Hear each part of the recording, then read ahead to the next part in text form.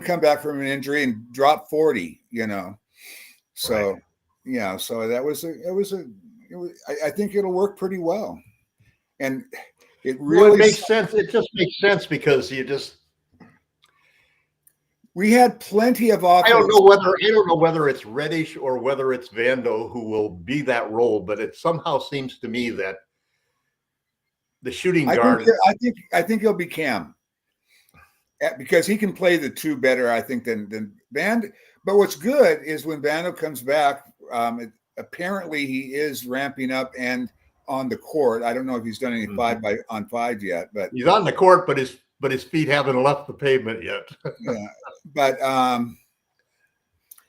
it'll be good to have a really strong defender on the starting lineup and a really good, strong defender on the second unit. Yeah, no, there's definitely. I mean, and that's really the heart of the matter with D'Lo and Reeves. They just need to be split up, man.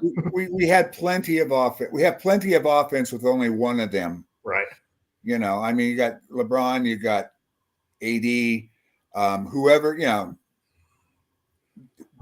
going to be a third interesting. What I find most interesting is the shift that we finally are making the transition to AD. Yeah. Yeah. Oh yeah. I mean, he's playing at an MVP level. If we can win enough games, he'll be in the conversation. Yeah. That's the only thing that's going to keep him from getting the MVP is the team record. Yeah. Yeah. So, but that's good to see because it isn't easy getting LeBron to give you the torch. Yeah. Oh, while we got a few minutes, I messaged you this a while back and about possibly having the blog pop up as the homepage on the site. Yeah, here's a story on that whole thing. We just sold our house in February that we lived in for 45 years. Yeah.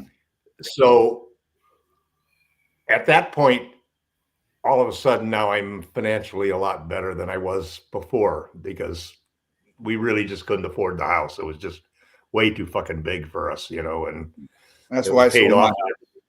That's why it's paid off and everything. So now basically I'm in a better financial situation. So before I was just basically, living day to day, and trying to keep the blog going with very little, putting very little money into it, and so forth.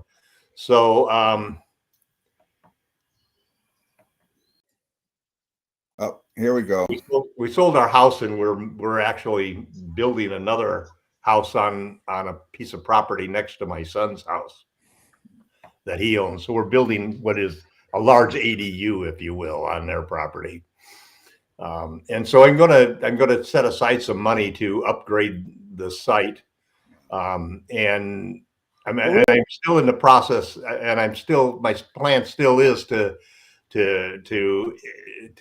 restructure the whole situation. So yeah, over the next month or so, I'll have a chance to start getting that going, and then we'll get everybody involved in that. Yeah, I just think really there's only three things I think needed to be done, and that's the blog popping up as the homepage, because a lot of just casual people dropping by won't know there's a blog, right, because a lot of people don't even understand. I know that the little box means a menu. Right. Not everybody knows that. Yeah. The other thing I want to do is I want to allow people to post without having to be a member. Yeah. Yeah. Simply because they can use their Facebook, their Google, or their, we can use like 3 different other forms of identification to automatically allow people to post and make comments in the blog. Yeah. Right? The other thing I would say would be 2 other little things. Call the menu a menu instead of the box. And it's the burger. Yeah, and then have a sign up, sign in button. Yeah. You do those 3 things, I think that we'll get more interaction on the blog itself. Because people will, because let's face it, right now, you as the season goes along, you post fairly regularly on the homepage, but sometimes it's not a week or two between posts, and people visit and say, "Oh, well, this is old," Right. But you almost daily do something on the blog. Yeah. No, well, it's strange because I don't even have a link to my link to the page is always to the blog. Right. you know, I Right. don't But it's even. not for everybody. Everybody else, it's not. So. Yeah, you'd think they would. You'd think they would figure that out, but Well, at any rate, no. But I do agree with you on the focus should be on the blog page. Yeah. That way, people, while dropping by, they're going to see new content almost every day. Right. Well, every minute almost. Okay. So Lee, how you doing, man? Hey, Tom, I'm great. Thank you. Thank you. So you didn't win. You didn't win the Pistons game for us, man. No, that was very disheartening, to say the And least. you had your wife there and everything. It was all. Oh yeah, you know what? She's rooting for the Pistons, and she. Oh no, really? Oh yeah, she's. Well, you can't blame her. She is. No. It is in Detroit, man. Yeah, no, and she's like, "Don't worry about it. You know how the Pistons play. They always look good in the first half, in the first 3 quarters, in the fourth quarter they'll fold." I was like, I don't know about today. They look pretty damn good, Lee. Yeah, they're playing better. So Ivy was hard to stop, man. Yeah. Well, it helps when the Lakers, kind of don't decide to try to play defense for, half the game. I saw no resistance until Reddish got in. Yeah. And finally, it's like, okay, somebody's engaged. Somebody's making them uncomfortable. Somebody's in their face. It's like, yeah. So, well, that split has worked beautifully the first time. Yeah. I'd like Reddish to be more aggressive offensively because I just don't want to play 4 against 5 on offense. But he definitely did a great job on Paul George. That's the strangest thing about that game. About Paul obviously is not in full gear, ready to go in the season. But it's just that road trip was really discouraging. I mean, after the 3-0 start to go in a 1-4 road trip, it was like, talk about the roller coaster that we're on. It's like, well, to me, the biggest disappointment actually was the Suns game because we could have won that game. We should have won that. We should have won that game. Yeah. And then we went into Cleveland.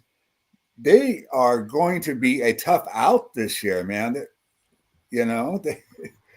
They're really. I mean, the Warriors beat the game before. The Warriors beat the Celtics, and then they find themselves down by 40 at halftime to the Cavs. Well, for us, it's a size thing, man. I mean, you can't go in there with. We really need to trade for a center, man. I'm leaning more and more toward that we ought to give up the 2 damn picks and get Kessler. Yeah, well, the one thing is if you're gonna give up picks, the last thing I want to do with those picks is to give them up for a guy who's just got 2 or 3 years worth of top level play. Even that. I mean, some of these guys. I mean. Yeah, Brook Lopez is going to be. You're a pick for a guy who's got 1 year or 2 years for you. That doesn't cut it in today's valuation. No, you don't need another old timer on there. You don't need. Now, and if you get a 23-year-old kid who's 250 pounds, can bang in there with everybody else. I hate that he can't make his fucking free throws, but at least you're getting a guy who's going to have an impact for a long time. And who fills a real desperate need that we have. Yeah, he'll be. That's why we lost to the Cavs. We got our butts kicked on down low, man. Yeah, he'll be in his prime. He'll be in his prime when those picks come due. He'll still be in his 20s. So, yeah, and frankly, if we make the right smart move, he'll be playing after we've given up those picks. Yeah, and who knows what we could get with that 29th pick?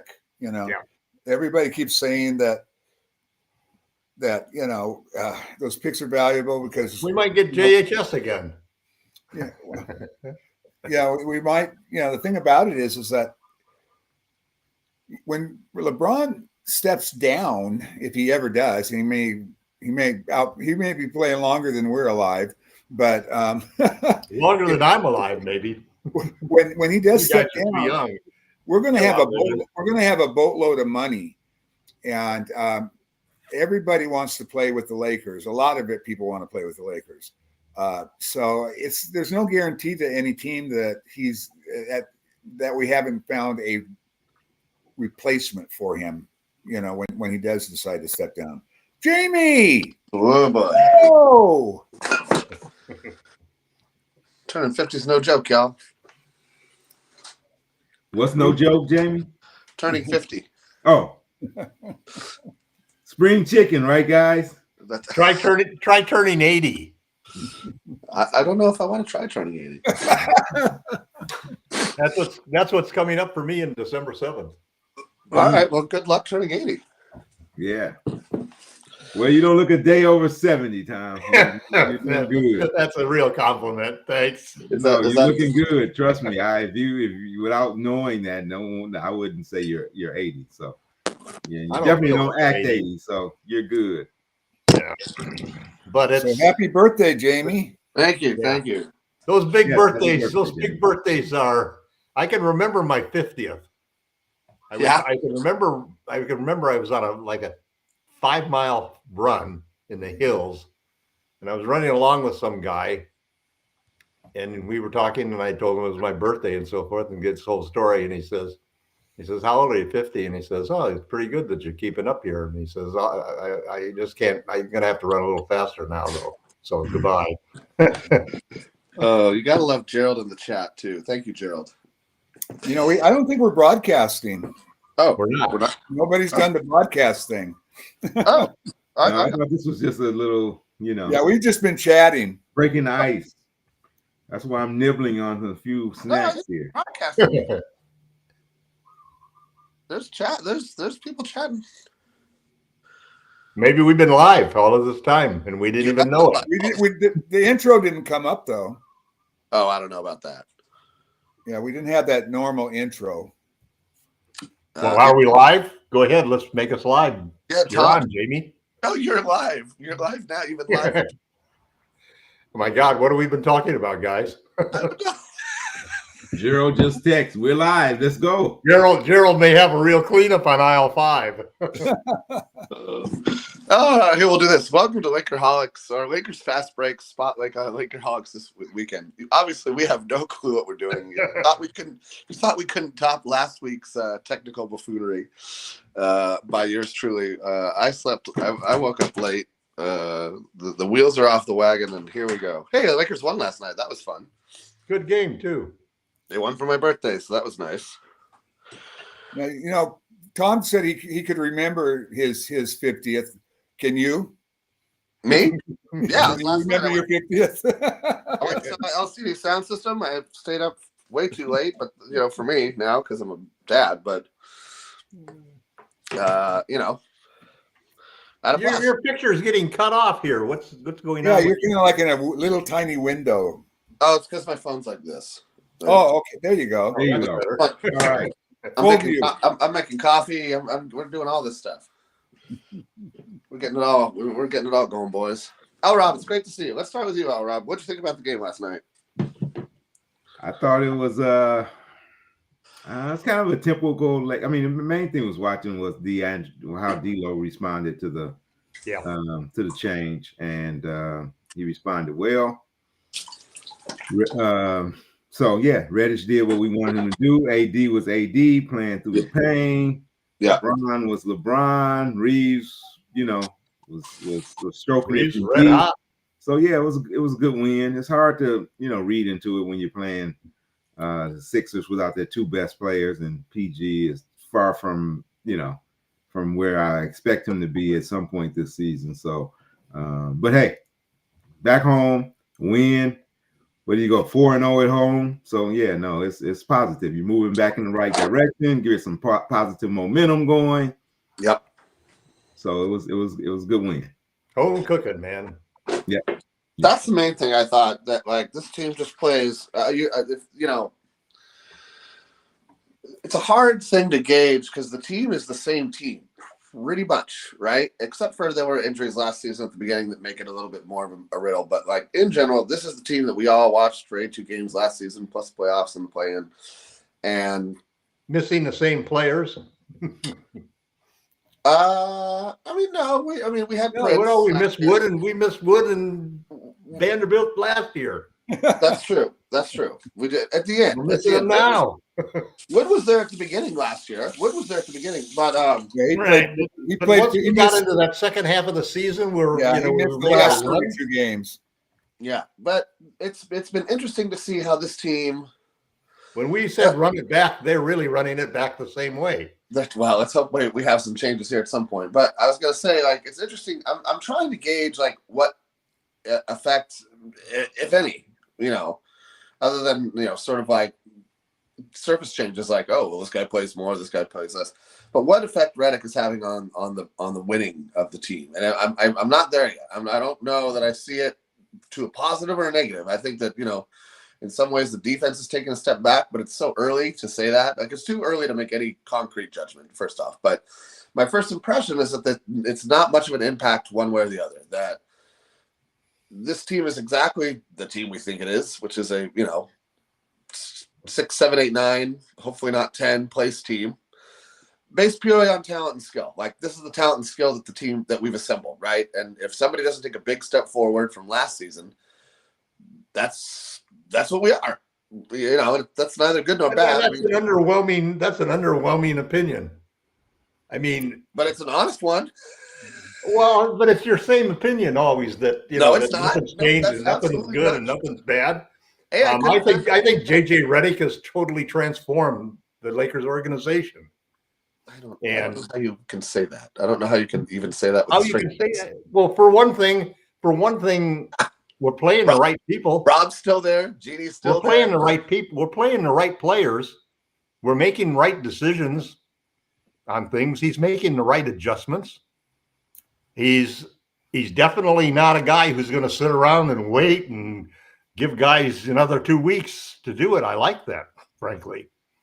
And now the dilemma is if you get into a situation where when you make the change, it doesn't solve things. So hopefully the changes this time will solve things, and we'll see.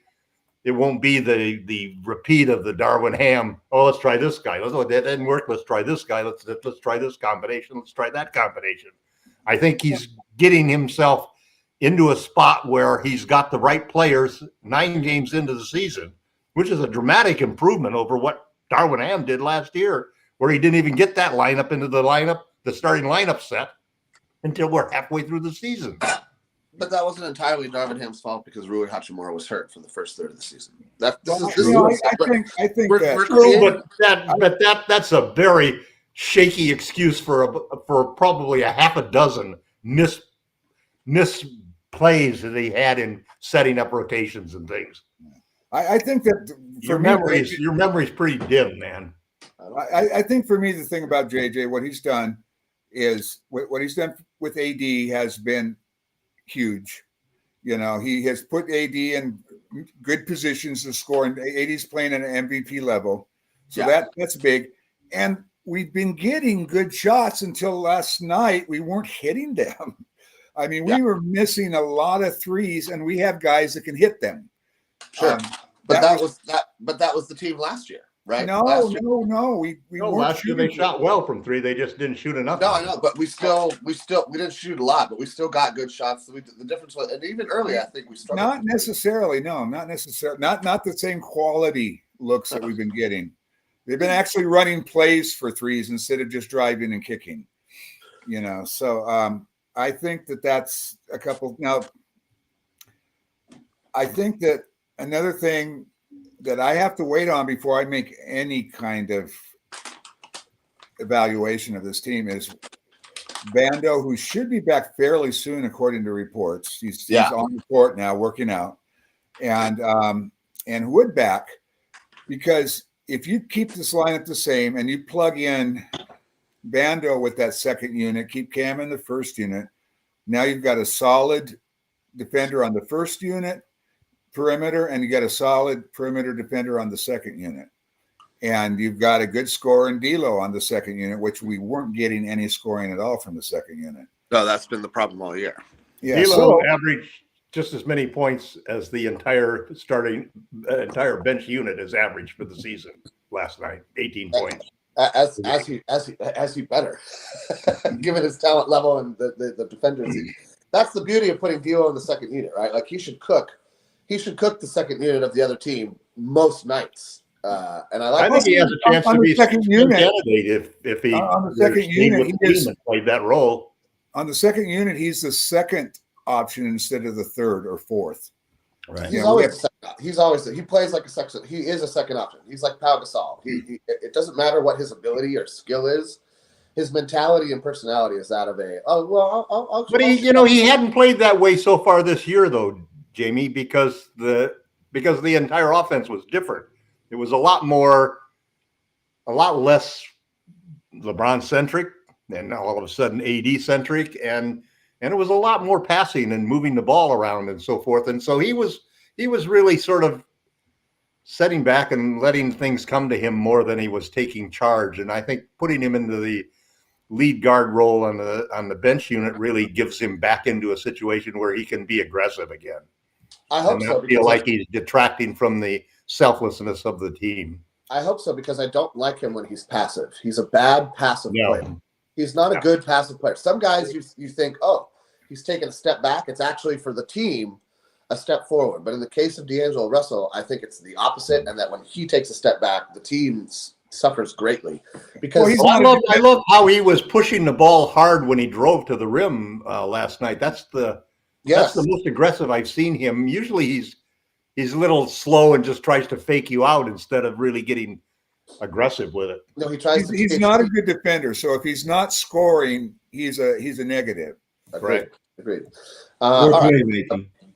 The other thing that I was thinking about this show today, and listen, I'm a big fan of some of the changes JJ Redick has made, and I was probably being a little bit. I'm still waking up, so if I say some things that sound a little wacky, I haven't even had coffee yet, so just give me like 5 minutes for the brain to boot up here. But there's some things that I do like what JJ Redick has done. Some of the things that I don't like are probably easily correctable. One of them was you have to split up talent on this team, because you have a lack of talent compared to some other teams that are like 7, 8, 9 deep with like players who could play in the starting lineup. I think we've got 6 players, 7 when you bring Vando back, who can be in the starting lineup, and that's tops. Like Max Christie, not a starter. Cam Reddish, not really a starter. Like for this team, he needs to be right now. But I think if you bring Vando back, he maybe supplants Cam, and Cam takes this, because Vando is the better version of Cam, right? He's the better version of Cam Reddish. So you don't want to hold. You maybe don't want to hold off and let like the defense have to catch up. We had to do that a lot last season. The defense had to catch up, or it was the opposite. The starters would build up a big lead. The second unit would give it all away, and then we'd have to play catch up from there on. If we could, let's not project who's going to be back when. Right now, is this, Delroy, would you agree this is the best Lakers starting lineup with Cam in it? Let me go back. So please. Darvin Ham took a lot of heat for not playing the certain 5, right? The 5 that we started off this year. Yeah, I thought it was. Now suddenly, and the reason why Darvin made the moves he did, because last year, if you guys remember, Austin Reeves stunk. Yeah, season. He was really bad for the first 2 months. Yeah, D'Angelo Russell was bad. Yeah. There's a reason coaches put guys on the bench. They don't just wake up and say, hey, guess what? We're going to bench this guy. Right. I mean, the guy's not playing bad. That's a coach's job, is to move guys in and hopefully get the team to play better. Yes, they need better balance. They need a defender on that team to watch them play defense at the beginning of every game. You know, teams are lighting them up. You know, they play in Cleveland, and Cleveland just start off hitting everything they want, getting anywhere they want. The Pistons are a good team, but there's no way. I mean, the Pistons have offensive weapons, but there's no way they should just come in and have no resistance at all.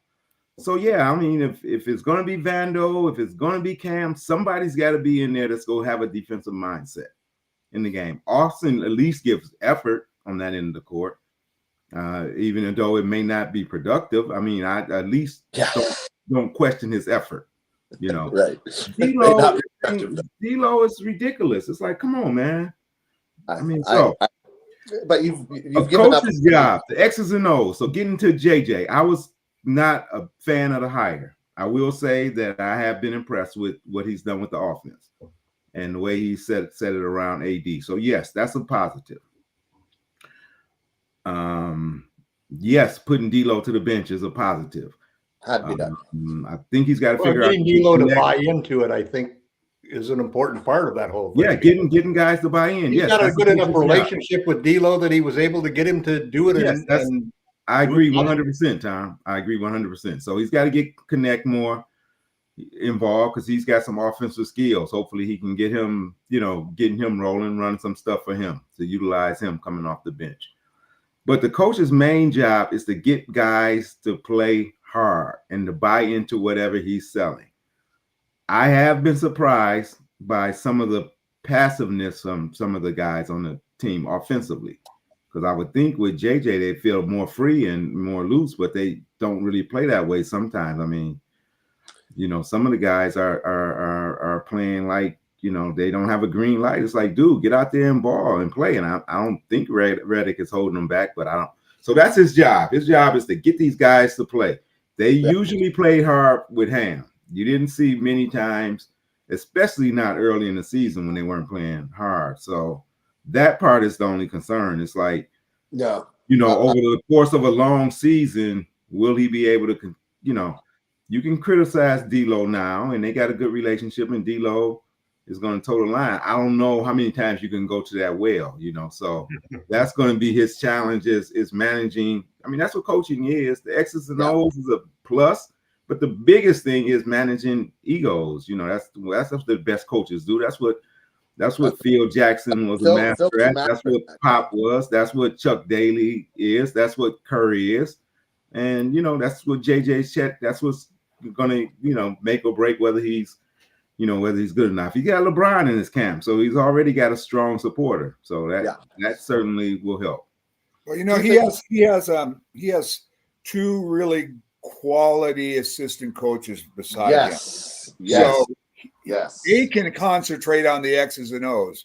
It's JJ's job to get those guys to buy into those X's and O's. Be in the right place. Yeah.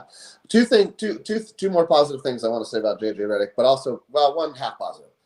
I think that the level of preparation with this team is the biggest improvement that I think I see on the court. The second would be focusing the ball on Anthony Davis, but I think everybody's giving everybody a lot of credit. I'm going to give Anthony Davis a lot of credit. It's not his mentality to be this guy. He thinks of the defense first, and then he's a happy teammate on offense, right? When he needs to be a happy monster.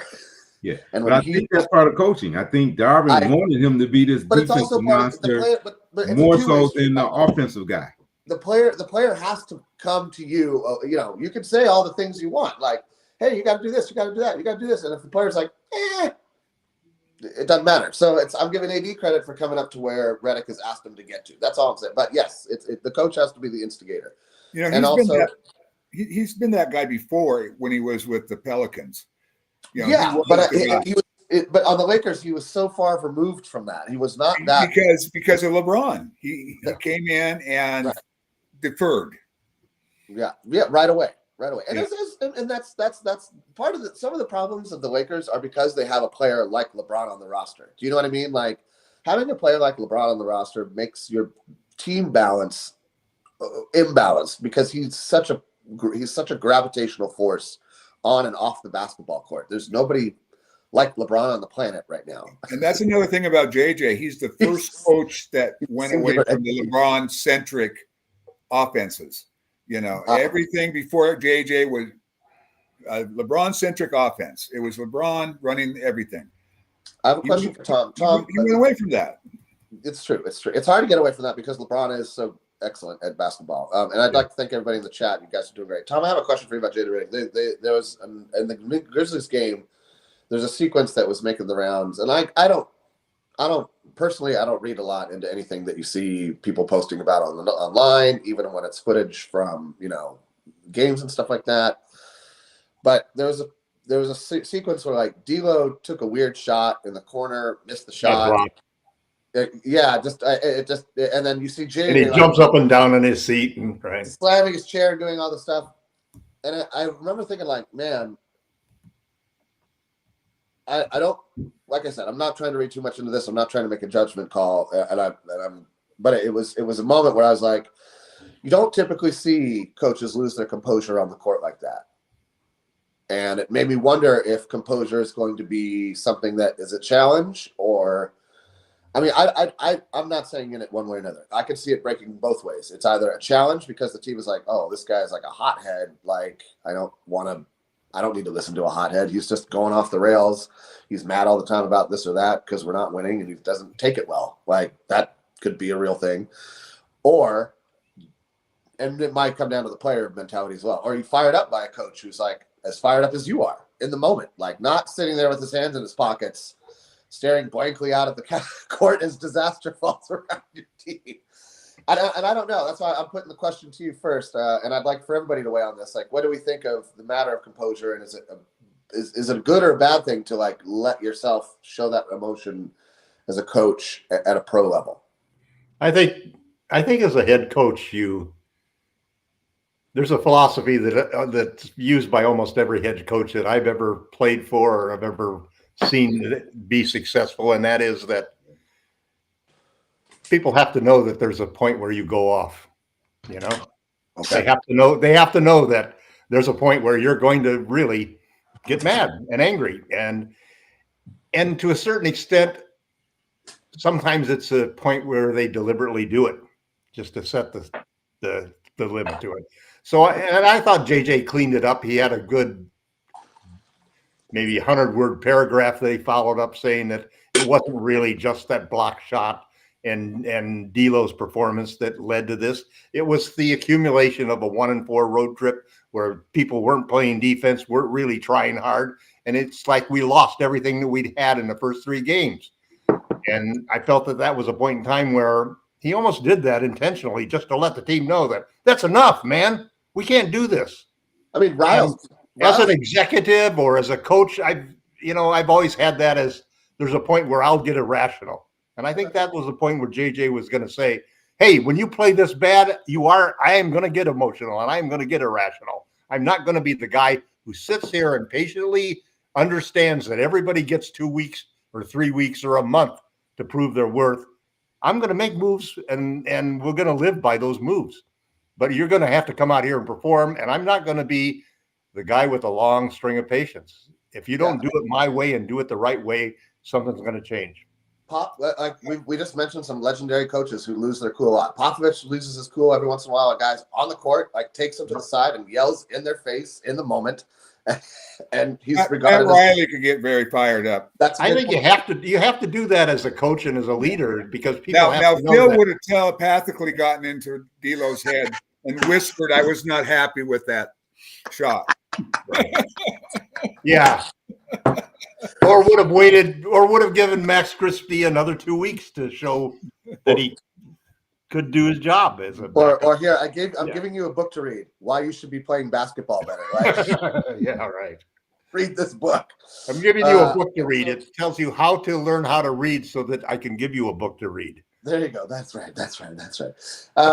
Michael, your thoughts on the composure thing, on the well, post- you know what? He followed it up with that post game comment interview where he drops the mic and is like, "Wow!" And I'm like, "Oh, bro, you're really fired up here." Like I said, he's not. He's not alone as far as getting fired up. Like you mentioned, I'm fired up. I was fired up after that Memphis game, and after that, the whole road trip pissed me off. Yeah, Popovich would do that, like you meant. You talk about a tough interview. There's nobody. People would like dread having to interview Popovich at those halftime interviews. Bob, what was the scenario? Before he became charming, he was actually very rude to people. Well, it's a charming sort of rude. Yeah, right. That's right. But yeah, I mean, now you have to pick your spots, though. You can't be ranting and raving every game. I mean, you pick your spots, and it's got to work when you do it. Or it was a good spot to pick. Yeah. You know, it was a good spot to pick.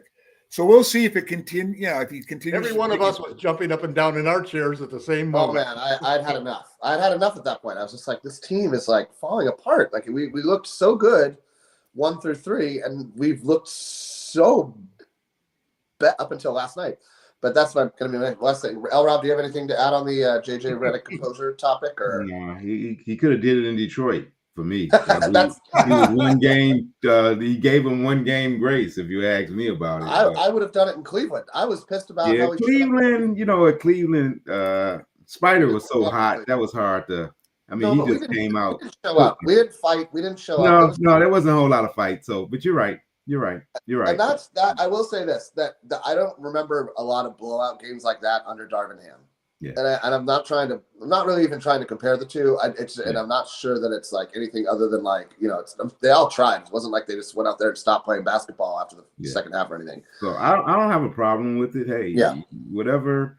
There's a lot of different ways to be a very good coach, and some of them want to blow up in your face and have it shown on TV, and some of them are going to be calm, and then maybe they get in your face in private. There's a lot of different ways. As long as the players respect you and as long as they perform, that's the bottom line. And we don't know. We you know, that's to be determined. One thing is for certain, you have to give him a chance to learn how to be a head coach. His first time in that seat, and you just got to have patience with him. He's going to make some mistakes because it's his first time doing it. So we can't just come to conclusions every. Go ahead, Tom. That's a really great observation, though, Rob. You have to give him space. So we really have to give that's him our space. guy. So we got to roll with him and let him figure it out as he goes along. The real thing is we have severe limitations on our roster. Yeah. Okay. Until Vando comes back, we have a second energy guy, somebody else that can bring some energy and some athleticism to the game. Then we'll have a more complete team, and then I think we can go on a roll.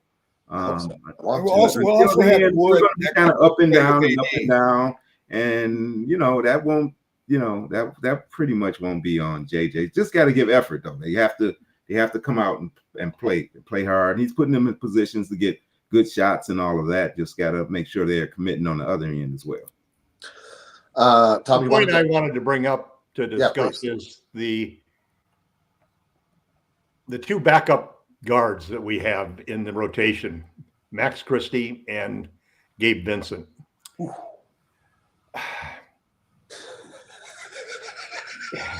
That's a lot of money for backup guards that are both.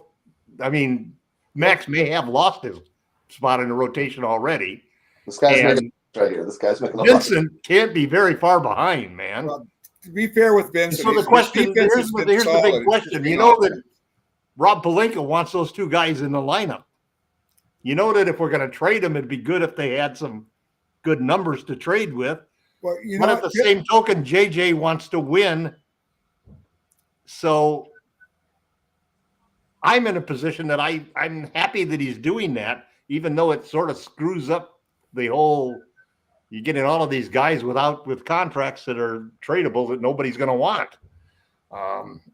And yet I don't want to waste time by giving Max more. I don't want to give Max any more time to get into the rotation. If we get an injury, he get an opportunity, somebody gets hurt or something, fine.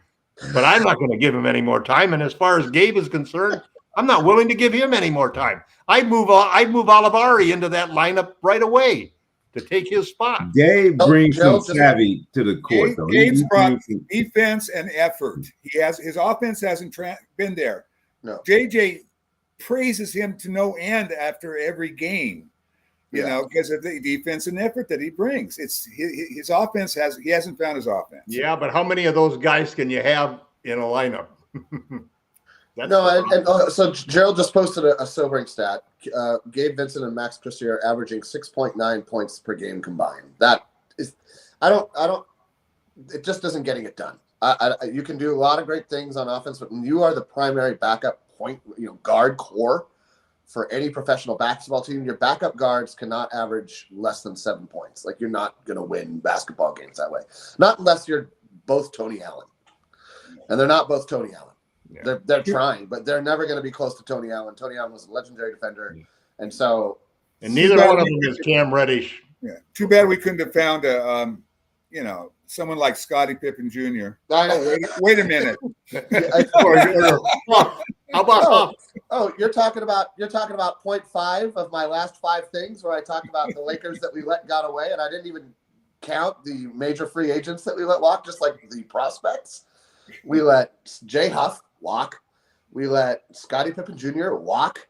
Instead, we chose Max Christie and Maxwell Lewis, and I still can't really understand why. I'm really just having a hard time. Look at it this way. I think the 3 guys that we've got in 2-way contracts right now are all better than Huff and Scottie Pippen Jr. Scottie Pippen Jr. Yeah, I don't know about he's tearing it up, man. But when Scottie Pippen Jr. played for the Lakers, come on now, nobody was saying hey, let's give Scottie Pippen Jr. more minutes. I mean, he played like he was a guy that could be disposed of at any time. He's getting the minutes, and good for him. He's earning them, but he didn't play like anyone that was a keeper when he was with the Lakers. Well, when Huff didn't look any better than he was. G League, he was an all G League guy. Yeah, I know. He played. I watched the games. I mean, he was really. I'm talking about when he played with the Lakers. I don't know about the G League. No, so I mean, when he got his minutes, he didn't really play that much for. I think it was like 6 games. Scottie Pippen Jr. a lot. I think Darvin. I think, to be honest, I'm going to be honest here. Michael, were you on here singing? Get Scottie Pippen in the game. Give him these minutes on previous. No, but I was for keeping him in the keeping him on a 2-way. Okay. Because he showed so much promise in the G League. Same with. Would you rather have him than Quincy Oliveri? Yes. Right now, yeah. Oh, really? Yeah, because Quincy Oliveri hasn't proven it on the big stage yet. Quincy Oliveri had a nice 12-minute stretch in a fourth quarter against other G Leaguers. He had 2 good stretches against other G Leaguers. Yes. So here's my thing. I thought Darvin Ham did a bad job of playing prospects as coach. I think Redick has done a slightly better job, because at the end of the day, you play the prospects and you lose, you're not keeping that job very long, right? You play the prospects and you win, and you're a great development coach. And that's a tough tightrope to walk for a first-year head coach who has LeBron James in his swan song. You're not going to be playing prospects and watching and losing games while LeBron sits there on the sideline going, "What are we doing here, bro?" Like, that's not going to fly. So Ham and Redick had that same weird tightrope to walk, and it's a difficult tightrope to walk. I think that they've paid lip service to development, and we'll see what that bears out. I do like Koloko on a 2-way. I would hope at some point we can move one of our deadwood contracts and open up a 2-way to open up a way for him to play in the NBA proper again, and reload the 2-ways. And then reload a 2-way or 2. Yeah, I don't know that Olivari is going to get much time at the NBA level this year. I really don't. All right, so people have asked some questions in the chat. I'm going to answer these questions real quick. Cool, bro. You asked what I thought of JJ Redick's coaching style. Now that I've had some coffee and my brain is kind of booted up fully, I think that and I've been pretty steady in this. If you go on Lakerholics.com, you'll see I posted some article or some thoughts about it. I think in general the defense has taken a pretty significant step back under Coach Redick. But that comes with the caveat that he hasn't played his best defenders available in Cam Reddish up until recently, or his best defender isn't available in Jared Vanderbilt. And so, I'm still kind of taking a wait and see. As it has stood 2 games ago when he wasn't playing Cam Reddish, it was a big step back. Now it's just a slightly smaller step back. And I'm hopeful to see that things like transition defense are cleaned up, and that we can really kind of do something about the rebounding. The rebounding is going to be a big problem for this team because we don't really have a lot of guys with inborn rebounding talent or skill. All right. What was the other question? Somebody said, Jamie, would you put Dalton Connect in the starting five? Absolutely not. I think he is kind of in the perfect place off the bench. I think you need a scorer like him off the bench. And I think that having him play with D'Lo and other guys like that is good for him. And the other thing I don't want to do is like rely on this guy for 20, 25 minutes a game. And then come February, he falls off a cliff because he's never played this much intense basketball, traveled this much, He's already played as many games as he may have played in college, Exactly. In his case, he played 4 years in college. His body has had more chance to develop. He's an older prospect than a lot of other NBA prospects. And I do think that matters. I think that if you can get through your developmental years, people think that like when you turn 18, you're an adult and you're all done. It's absolutely not true. There's plenty of, should you be somebody who reads and believes science, there's plenty of science out there that indicates that the human body grows into the 20s regularly. Not everybody, but a lot of people. And your brain is developing until it starts to shrink. So, I don't know where I'm at that point, but hopefully we're still developing. Start shrinking at 40. Yeah, Tom, you and your science. Tom, you just ruined my whole day. Thanks a lot. Thanks for nothing. Yeah, the one thing about Dalton that I'm hopeful for, he hasn't been hitting his threes, but he might lead the league in and out 3-point shots. Seems like he's just a hair off, because every miss is like, well, not every miss, but most of his misses are just like in and out, halfway down and out, so he just not quite on. And I think hopefully that he'll find that, because he gets some good looks. And that he was the difference. If he had hit his shots, that would have been a 20-point victory easily, instead of a 10-point victory. Sure. Yeah, I like his confidence. He comes in and he's confident. He thinks, hey, I belong. Yes. I'm going to score. Yeah. I don't care who's checking me. He's got the right mentality. So I just think it's a matter of time before. And if he had a little bit more experience, he would have known that Martin can make change off the top of the backboard and not challenged him and tried to dunk on him, because that was the kind of Martin he really didn't get high enough to put that ball down. Yeah. He jumped a little too soon. Yeah, but Martin is an incredible leaper. He's just he soars. Yeah. And all right. And I'm sure Connect didn't know that, or else he would have tried a layup or up and under. He pulled the Christie or THT, which I wish I could jump. I really wish I could jump. Anyway, we won't brag on THT anymore. He's playing Chicago, and good luck, buddy. Your long arms will serve you well there. Last thing I want to talk about. We have seen the beginning of the Bronny James experiment. He was going to be on the team proper through the road trip. The road trip is now concluded, so I expect him to start playing in the G League. There's a lot of people talking about Bronny in the chat for whatever reason. He's barely played. I don't know why he gets so much attention. He sold out the G League game, man. I think they got a game tonight, right? Yeah, he's everybody's going to go to G, and that's great. That's great for the G League. I hope it's great for him. What I want to see from Bronny James and everybody – I'm not treating Bronny. I'm just going to say this. I'm not going to treat Bronny James any differently than any other 55th pick in the draft. 55th picks in the draft are what's known as a gamble. There is no certainty. You are taking a shot in the dark. I don't care whose loins they were created from. It's. Then you're denying reality. I'm not denying reality. He's the 55th pick in the draft. What are you talking about? I'm not upset that he's a member of the Los Angeles Lakers. I'm not upset about Bronny James. I'm just saying. He's got millions of followers. He's selling out G League games. What I was going to say, screaming for him to come in for a minute and 25 seconds at the end of a Laker game. What do I care about any of that? That doesn't matter. It's a whole different. It's just a different thing. He's like the Taylor Swift of the NBA.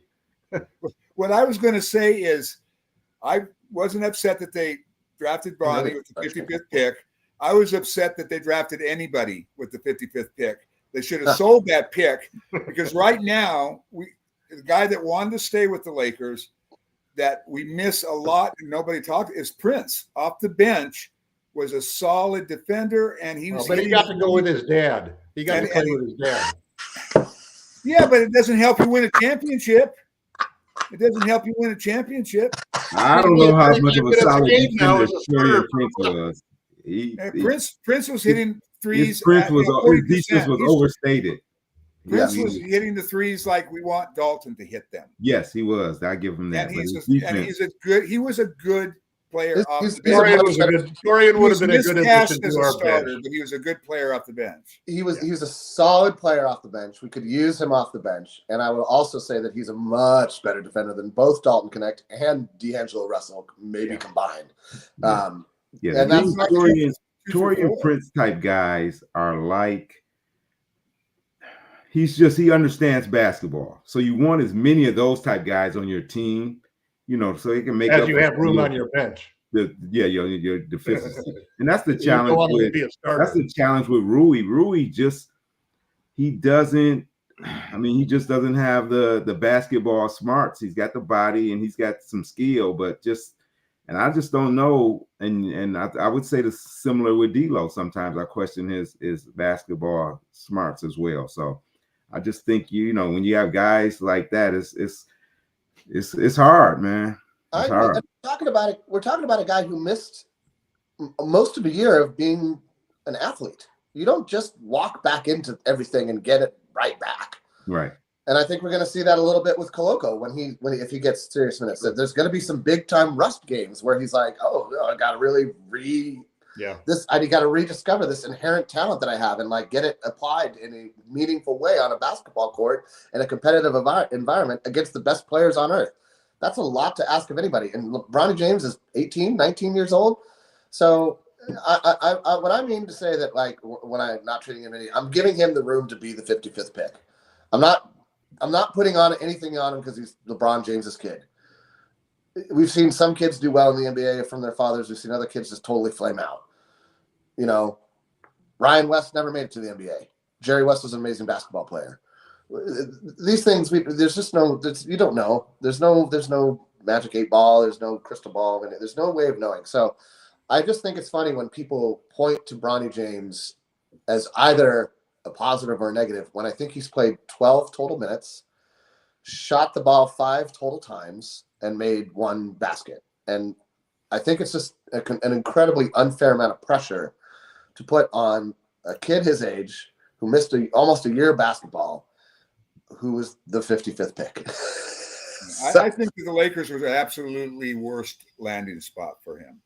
I think he would have been a lot less pressure on the kid if he went. He almost kind of wants it though.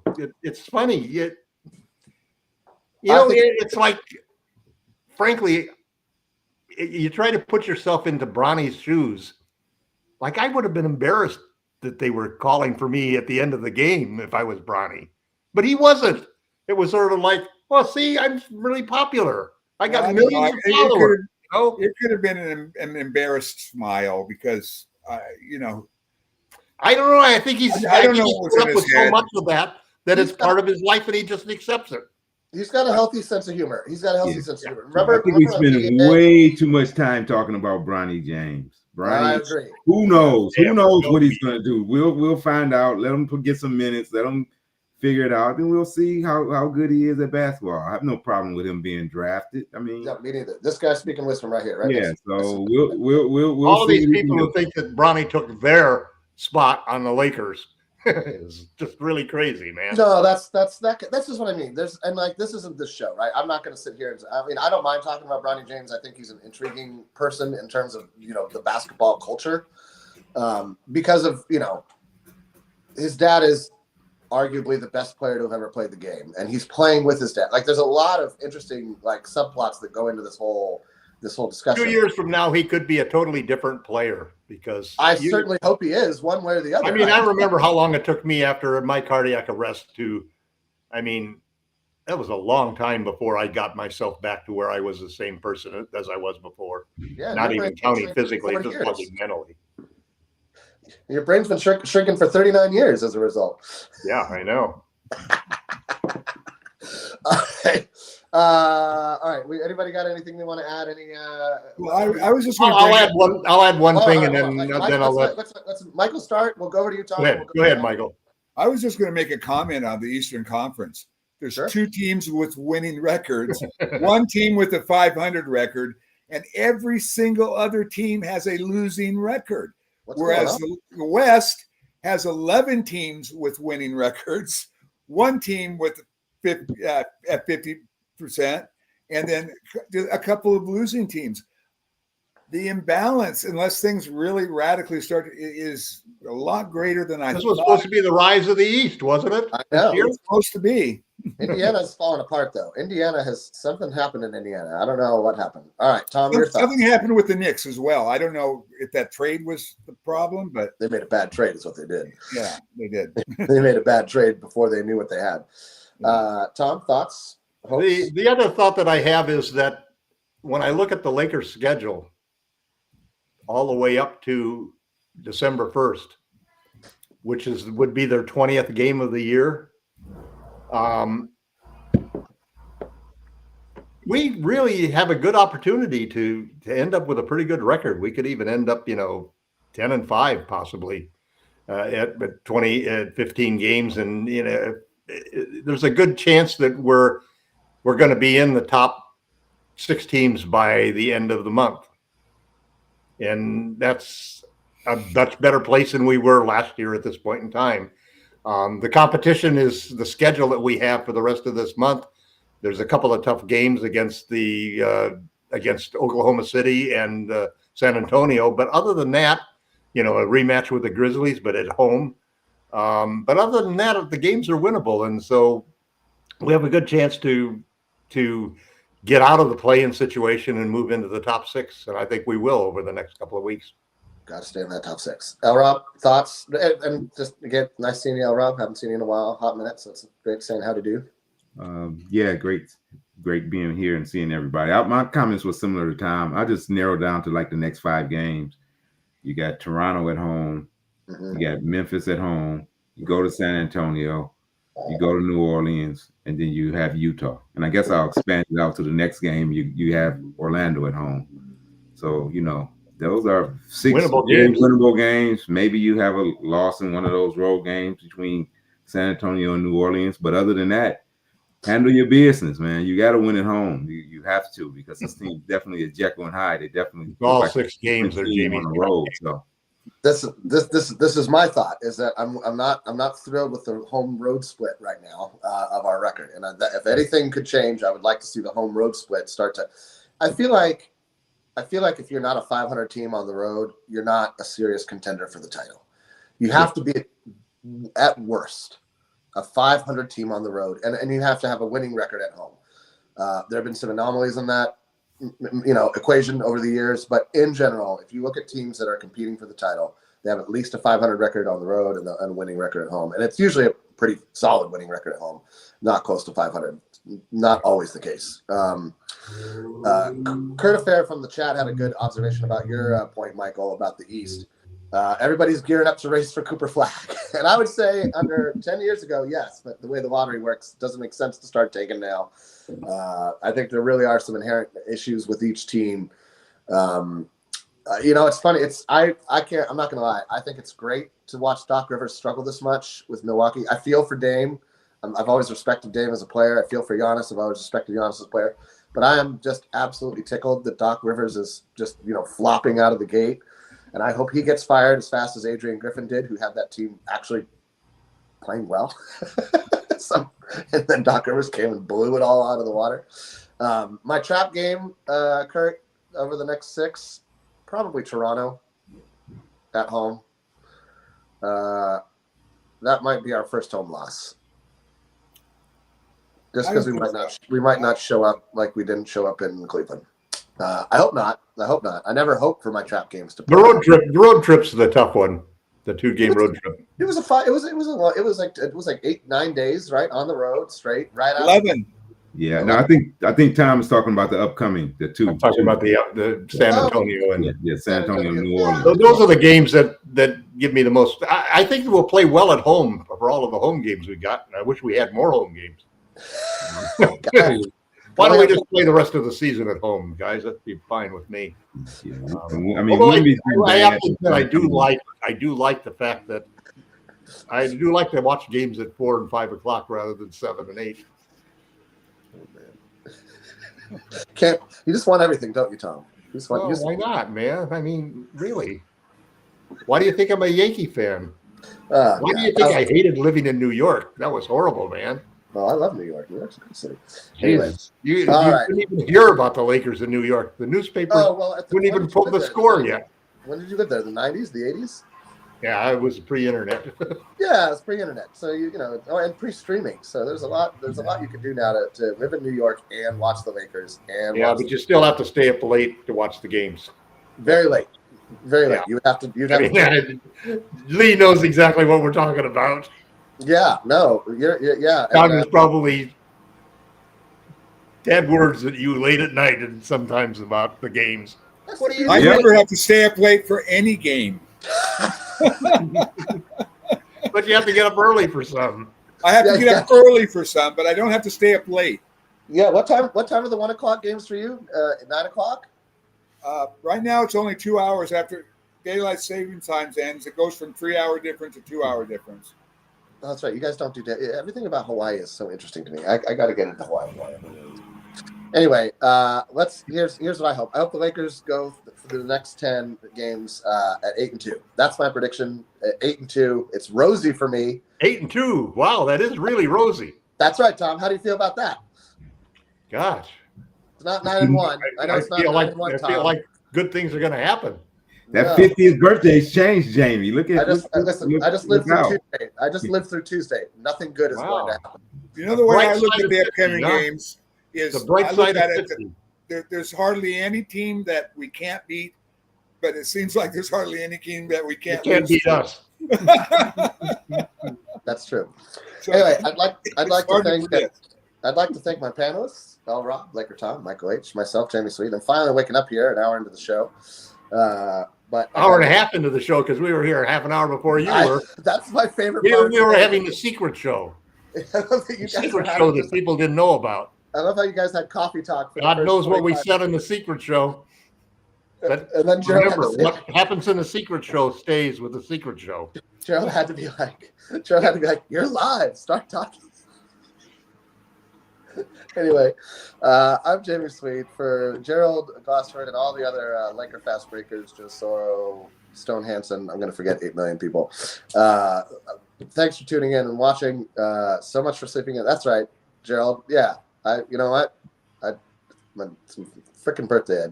I slept in. That's what the world gets. It's been a week, man. It's been a week.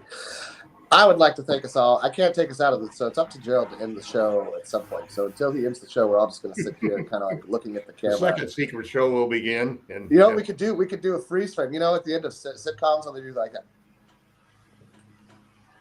You know, they ended on a freeze frame. You guys want to try that? All right, here we go. 1, 2, 3.